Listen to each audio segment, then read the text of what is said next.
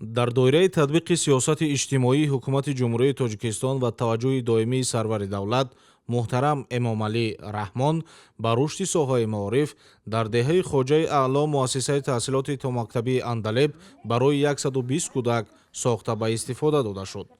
ба истифода додани иншооти мазкур ҳамчун як қадами муҳими иҷтимоӣ арзёбӣ гардида дар самти фарогирии бештари кӯдакон ба таҳсилоти томактабӣ ва баланд бардоштани сатҳи маърифатнокии насли наврас нақши муассир мегузорад. муассисаи томактабӣ бо назардошти талаботи муосири соҳаи маориф бунёд гардида дорои тамоми шароити зарурӣ барои таълиму тарбияи босифати кӯдакон мебошад.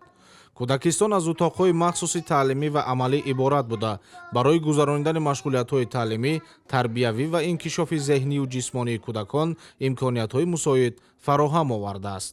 муҳайё гардидани чунин инфрасохтори муосир заминаи мусоидро барои ташаккули малакаҳои ибтидоии омӯзишӣ ва иҷтимоии кӯдакон фароҳам месозад. бо дастуру супоришҳои асосгузори сулҳу ваҳдати миллӣ пешвои муаззами миллат муҳтарам Эмомалӣ Раҳмон имрӯз дар деҳаи Хоҷаи Аълои ҷамоати деҳоти чаҳоркӯҳи шаҳри Исфара кӯдакистони рақами 19 бо номи Андалеб дарҳои худро ба кӯдакони ин деҳа боз намуд.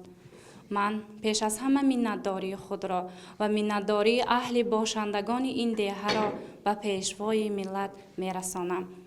мо кӯшиш мекунем ки кӯдаконро дар рӯҳияи ватандӯстиву хештаншиносӣ ва меҳнатдӯстӣ тарбия намоем.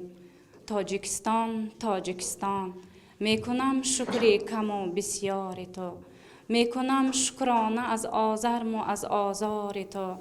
аз ту ман сарват намехоҳам, ватан ҳастӣ бас аст, бо хасу хорат баробар зиндагӣ кардан бас аст. ифтитоҳи муассисаи мазкур далели равшани татбиқи ҳадафмандонаи барномаҳои давлатӣ дар самти рушди соҳаи маориф ба шумор рафта ба татбиқи стратегияи миллии рушди ҷумҳурии Тоҷикистон дар самти баланд бардоштани сатҳи дастрасии аҳолӣ ба хизматрасониҳои босифати иҷтимоӣ мусоидат менамояд. аз ҷумла дар шароити афзоиши аҳолӣ ва зиёд гардидани шумораи кӯдакон бунёди чунин муассисаҳо ба коҳиш додани навбатпоӣ ва фарогирии ҳарчи бештари кӯдакон ба таҳсилоти томактабӣ мусоидат мекунад.